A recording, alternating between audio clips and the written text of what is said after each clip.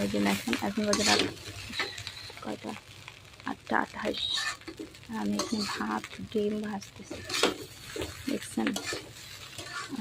সারাদিন আমরা কেউ ভাত খাইনি, আমি খাইছি, অল্প ছিল খাইছি, ওর বাবা খেয়ে গেছে, বাট আমি খাইনি কারণ আমার জ্বর আছে, আমি কিছু খাইতে পারতেছিলাম না।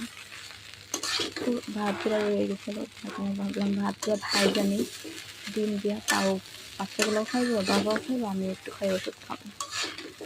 তো সে কিছু করার নাই, সবার বিপদে আসছে, এটা আমার বলে কেউ নাই। আমি বললে রান্না করতে পারতো, কিন্তু খাইতে দরকার নেই, যা আছে রাত্রে একবার খাওয়া তো হয়ে গেল। বাড়ি থেকে উঠেছে, কপালে যা আছে তাই, কিছু করার নেই। তো ভালো থাকবেন, শেয়ার করবেন।